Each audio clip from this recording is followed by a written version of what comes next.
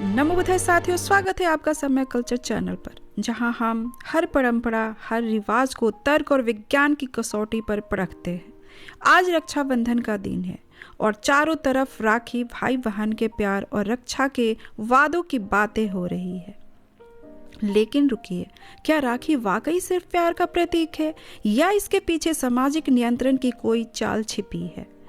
आज हम इस त्योहार को तार्किक नज़रिए से खोलकर देखेंगे और जानेंगे कि राखी का असली मकसद क्या है। तैयार है? चलिए शुरू करते हैं। रक्षाबंधन एक ऐसा त्योहार है जिसमें बहन अपने भाई की कलाई पर राखी बांधती है और भाई बदले में उसकी रक्षा का वादा करता है। सुनने में तो बहुत प्यारा लगता है, लेकिन थोड़ा गहराई में जाए, ये परंपरा कब शुरू हुई और क्यों? क्या ये वाकई भाई बहन के प्यार की बात है या एक ऐसी कहानी जो समाज को पितृसत्तात्मक ढांचे में बांधे रखने के लिए बनाई गई? रक्षाबंधन की शुरुआत के बारे में कोई ठोस ऐतिहासिक सबूत नहीं है। कुछ लोग इसे कृष्ण और द्रौपदी की कहानी से जोड़ते हैं, तो कुछ रानी कर्णावती और हुमायूं की कहानी बताते हैं, लेकिन ये सब मिथक है जिनका कोई पुरातात्विक आधार नहीं।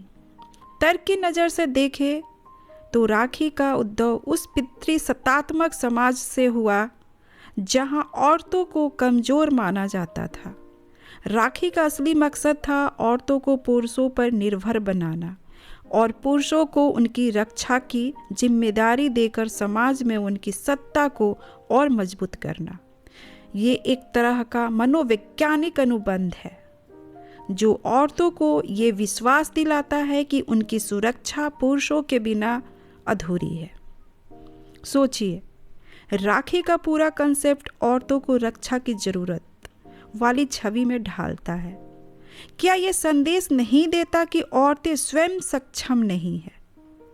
इस परंपरा में औरतें भाई से रक्षा मांगती है और भाई उन्हें उपहार देता है।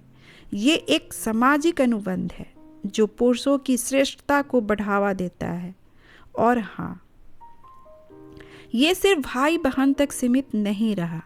आजकल राखी दोस्तों, रिश्तेदारों, यहाँ तक कि नेताओं को भी बांधी जाती है। ये क्या दिखाता है कि राखी अब सिर्फ एक धागा नहीं बल्कि सामाजिक और राजनीतिक रिश्तों को मजबूत करने का एक टूल बन चुकी है जो सत्ता और प्रभाव के खेल को बढ़ावा देता है।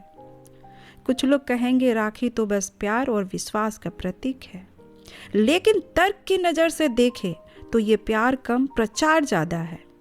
राखी का बाजारीकरण इसका सबूत है। राखी की दुकानों से लेकर ऑनलाइन स्टोर्स तक ये त्यौहार अब एक कमर्शियल इवेंट बन चुका है।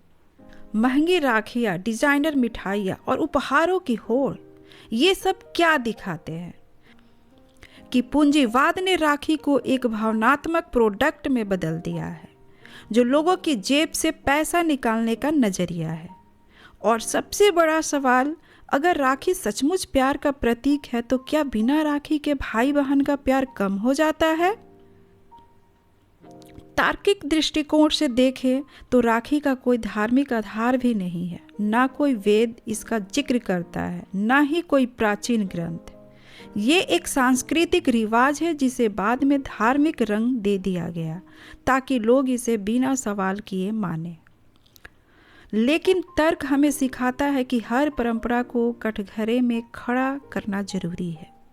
अगर राखी औरतों को सशक्त बनाने की बजाय उन्हें कमजोर दिखाती है तो क्या इसे बिना सोचे समझे मानना चाहिए?